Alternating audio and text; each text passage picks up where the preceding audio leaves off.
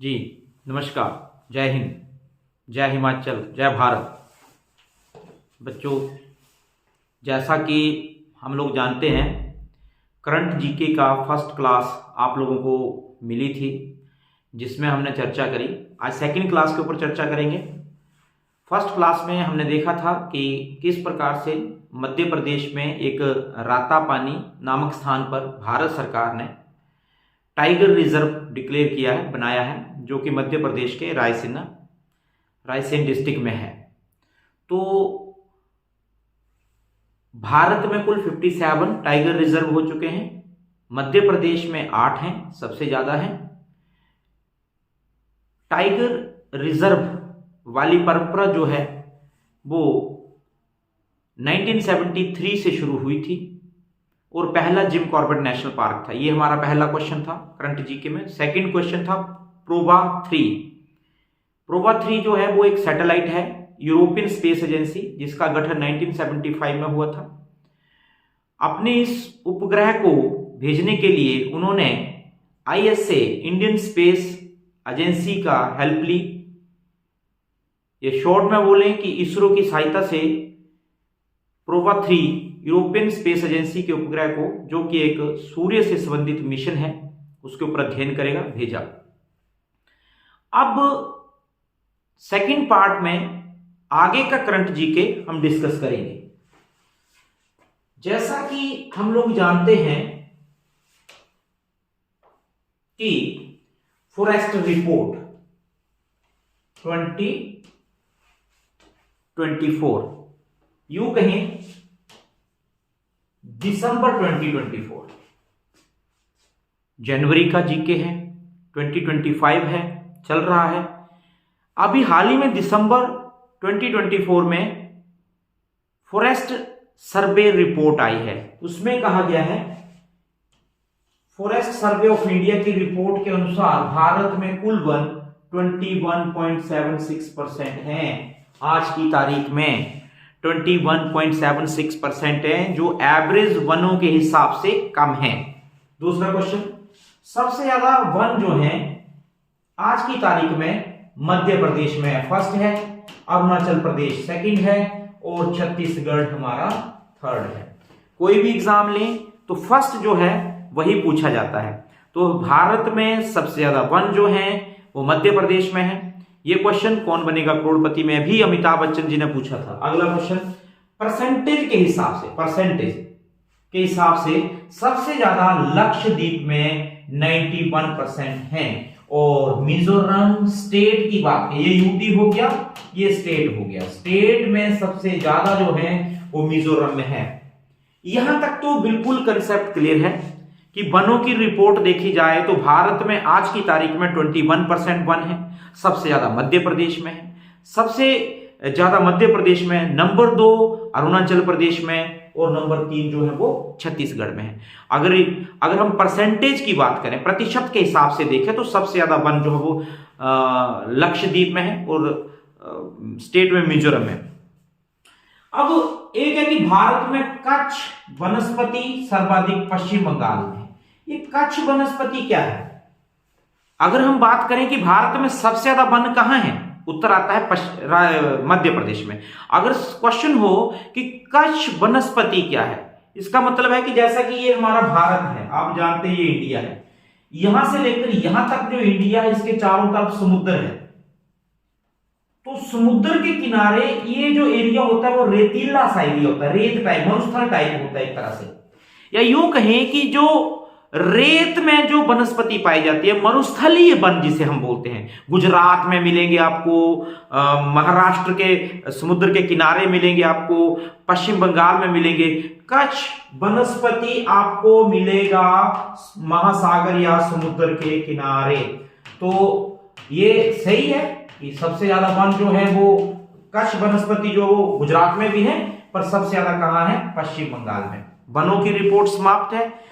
भारत में 2024 दिसंबर के अनुसार वनों की बात करें तो इंडिया में आज की तारीख में 21.76% वन है, जो कि वन रिपोर्ट के अनुसार कम है। सबसे ज्यादा वन मध्य प्रदेश में है, नंबर 2 अरुणाचल है, नंबर 3 आप लोगों का छत्तीसगढ़ है। अगर हम परसेंटेज की बात करें तो लक्षद्वीप नंबर 1 है 91% के साथ, और मिजोरम नंबर 2 है 85.34 के हिसाब से। कच्छ वनस्पति जो है वो आप लोगों का सर्वाधिक कहां पर है? पश्चिम बंगाल में। आगे चलते हैं, बड़ा इंपॉर्टेंट कंसेप्ट है फीफा वर्ल्ड कप 2034 आने वाले समय में, ये अपने आप में बहुत इंपॉर्टेंट है 2034 कि जैसा कि हम जानते हैं कि फुटबॉल एक ऐसा खेल है जो वर्ल्ड में सबसे ज्यादा पसंद किया जाता है। जैसा हम ये भी जानते हैं कि आज भी अगर हम बात करें टीआरपी की, तो ओलंपिक टीआरपी, ऑस्कर के इनाम की टीआरपी और world cup, FIFA world cup football की टीआरपी सर्वाधिक मानी गई है। तो सबसे खेल बहुत है, क्रिकेट है, फुटबॉल है, हॉकी है, लेकिन सबसे ज्यादा फेवरेट बोलो, लोकप्रिय बोलो, वर्ल्ड कप फुटबॉल है। तो फर्स्ट अगर हम बात करें तो आप जानते हैं 1930 में उरुग्वे में हुआ था और उरुग्वे ही जीता था। हुआ भी उरुग्वे में और जीता भी उरुग्वे। अब उरुग्वे जीता, उरुग्वे में ही हुआ 1930 में, ये बात है 1930 में उरुग्वे में हुआ। ठीक है, तो अब हम बात कर रहे हैं 2034, 104 साल बाद की। पहला क्वेश्चन 25वां, इसका नाम है 25वां विश्व फीफा वर्ल्ड कप 2034 सऊदी अरब में होगा, जो कि एशिया महाद्वीप में है, जो कि एशिया में है। देखो यहां पे इंपॉर्टेंट क्या है कि 25वां पहला नंबर कि 25th होगा, दूसरा 2034 में, तीसरा सऊदी अरब में, चौथा एशिया में। एक ही क्वेश्चन में 4 क्वेश्चन आपको मिल रहे हैं, एक ही लाइन में 4 क्वेश्चन मिल रहे हैं कि पहले तो सिंपल है, ये भी पूछ ले जाता है कौन सा ओलंपिक है, कौन सा फीफा कप। तो ये जो फीफा कप अभी जिसकी हम बात कर रहे हैं 34 वाले की, ये 25वां होगा, 2034 में होगा, सऊदी अरब में होगा, एशिया में है। फीफा के हेड, फीफा का जो हेड है वो इसमें जियानी इन्फेंटिनो है। ठीक है, इनकी अध्यक्षता में ये निर्णय लिया गया है। तीसरे नंबर पे प्रथम विश्व कप जो अब हम चर्चा कर रहे थे 1930 में उरुग्वे में हुआ था, यानी कि यहां आप लिख सकते हैं कि उरुग्वे ही जीता था, जहां हुआ वही जीता था। नेक्स्ट है 22वां, यानी 25वें की बात कर रहे हैं, 22वां विश्व कप फुटबॉल 2022 में कतर में हुआ था, यह भी एशिया में ही है। ठीक है, और अर्जेंटीना ने इसको जीता था, अर्जेंटीना ने इसको जीता था, वो फ्रांस हारा था। ये 2022 की रिपोर्ट है।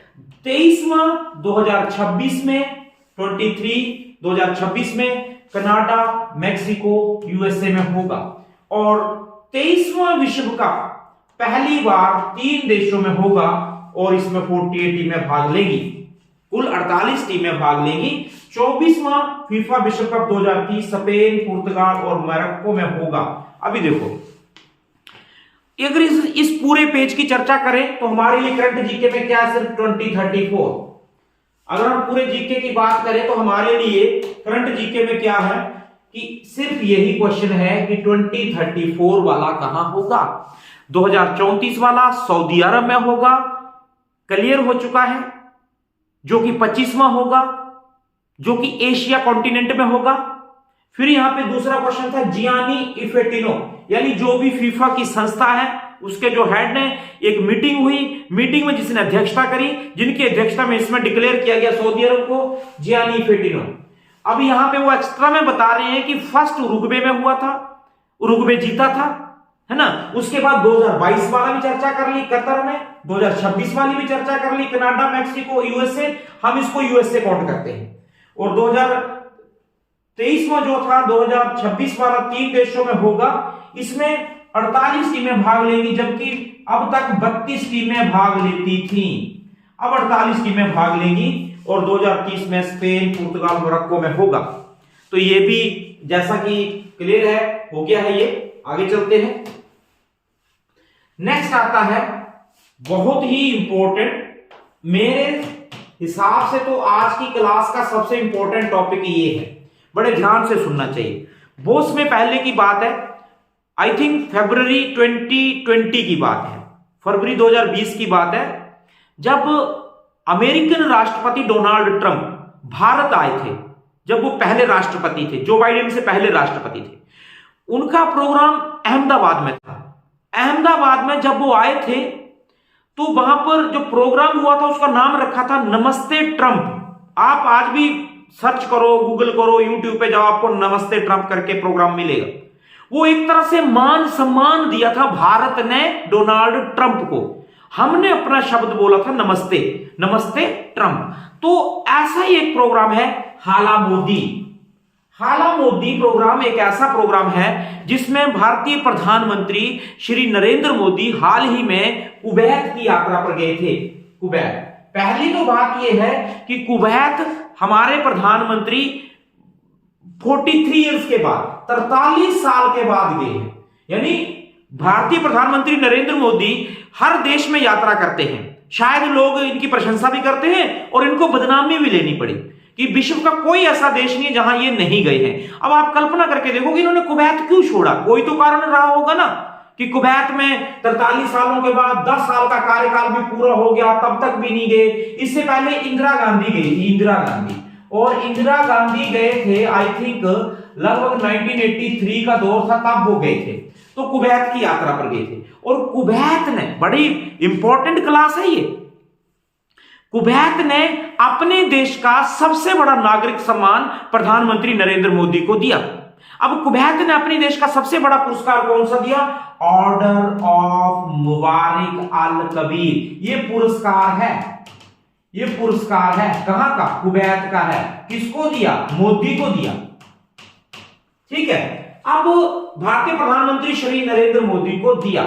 और एक बात मैं और यहां बड़ी इंपॉर्टेंट चीज जो कहूंगा, यह 20वां मौका है, आप इसको वेरी वेरी इंपॉर्टेंट मान सकते हैं। ये 20वां मौका है जब नरेंद्र मोदी को विश्व का सबसे बड़ा पुरस्कार मिला। यानी इससे पहले नरेंद्र मोदी को विश्व के कई पुरस्कार फ्रांस ने दिया, जर्मनी ने दिया, अमेरिका ने दिया, रशिया ने दिया, ऐसे बहुत सारे देशों ने अपने अपने देश का पुरस्कार। ये 20वां मौका है। 20वां मौका अपने आप में विश्व रिकॉर्ड है। ये अपने आप में एक विश्व रिकॉर्ड है। इतना तो किसी को भी नहीं मिला, अमेरिका जैसे अमेरिका के एक महान राष्ट्रपतियों को भी नहीं मिला जितना नरेंद्र मोदी को मिला है। तो कुवैत में बसे भारतीयों को प्रधानमंत्री ने संबोधित किया। बड़ा सा ग्रुप बना दिया, स्टेज बना दी, हॉल में पूरे इंडियन थे। कुवैत में जो भी इंडियन लोग रहते हैं उनको रिप्रेजेंट कर रहे थे। नरेंद्र मोदी उनको भाषण दे रहे थे, अपने देश के बारे में बता रहे थे, उनकी सराहनाएं कर रहे थे। तो इस कार्यक्रम को ही कुवैत में भारतीयों को प्रधानमंत्री ने संबोधित किया। इस कार्यक्रम को ही हाला मोदी कहा गया है। मोदी के सम्मान में हाला वहां का वर्ड है जिसमें मोदी को एक तरह से सम्मान प्रदान किया गया। कुवैत भारत के साथ व्यापार करता है, हम पेट्रोल डीजल मंगवाते हैं और ये छठा बड़ा देश है जो भारत को निर्यात करता है पेट्रोल का। कुवैत भारत को खनिज तेल की आपूर्ति करने वाला 6th बड़ा देश है। अब आपके सामने क्वेश्चन बिल्कुल साफ है कि हाला मोदी में मोदी को सम्मान देने के लिए कुवैत देश के अंदर भारतीयों को रिप्रेजेंट करने के लिए जो प्रोग्राम हुआ उसका नाम हाला मोदी था। कुवैत के साथ भारतीय रिश्ते इतने अच्छे नहीं थे, यही कारण है कि आफ्टर 43 इयर्स कोई भारतीय प्रधानमंत्री कुवैत में गया। इससे पहले 1983 में बोल सकते हैं हम लगभग उसी टाइम में 1980 के दशक में श्रीमती इंदिरा गांधी कुवैत गए थे। उसके बाद हमने देखा कि उन्होंने अपने देश का सबसे बड़ा ऑर्डर ऑफ मुबारक अल कबीर का पुरस्कार प्रदान किया, है ना। और ये 20वां मौका था, 20वां मौका था जहां पर भारतीय प्रधानमंत्री को किसी दूसरे देश का सबसे बड़ा नागरिक सम्मान मिला है और यह भी अपने आप में एक वर्ल्ड रिकॉर्ड है। तो चलो आगे चलते हैं। नेक्स्ट है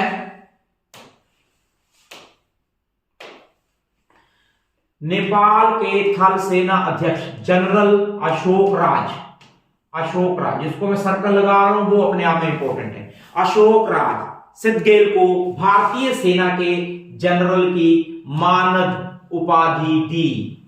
आपने पिछले महीने के करंट जीके में हमने डिस्कस करी थी कि नेपाल में जब हमारे उपेंद्र द्विवेदी जी गए थे उनको भी दी, और अब नेपाल के जनरल जो थे उनको भारत की उपाधि दी। लिखा है पिछले महीने नेपाल ने अपने देश की जनरल की उपाधि भारतीय थल सेना अध्यक्ष उपेंद्र द्विवेदी को दी थी। यहां पे इंपॉर्टेंट क्या है? ठीक है, दी, अशोक राज को दी, बात खत्म हो गई।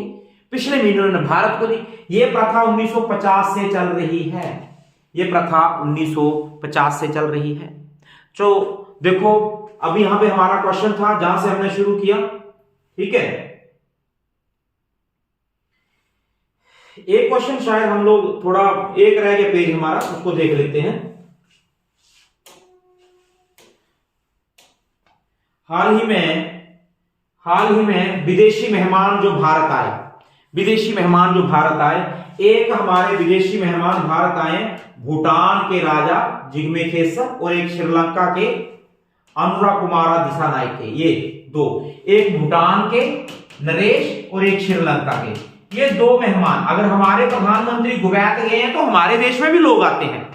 तो देखो, हमने पहले टॉपिक पे हमने आते डिस्कशन किया वन की रिपोर्ट के अनुसार भारत में वन 21% है, जो औसत से कम है।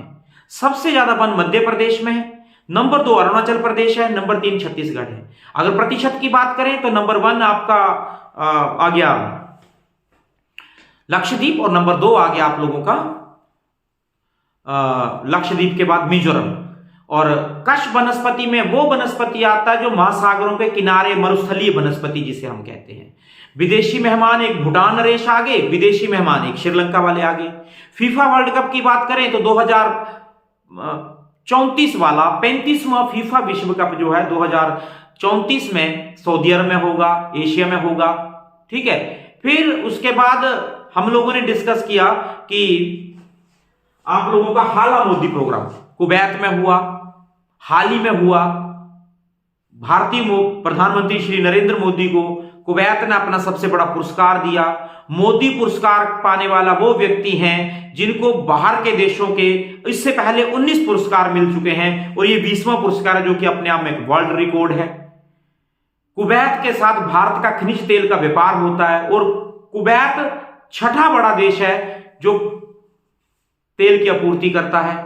और यहां पे हमने एक चीज और लिखी कि वहां पर भारतीयों को संबोधित करने को ही हाला मोदी का है। और लास्ट वाला जो था जिसकी अगर हम बात करें तो वो था नेपाल के जनरल को भारतीय जनरल की मानद उपाधि मिलना, और ये ट्रेंड जो है वो पिछले 1950 से चल रहा है। आज के लिए इतना ही करेंगे। करंट जीके की सेकंड क्लास थी, थर्ड क्लास में फिर आपसे मिलेंगे, और थर्ड भी होगी और लास्ट भी होगी।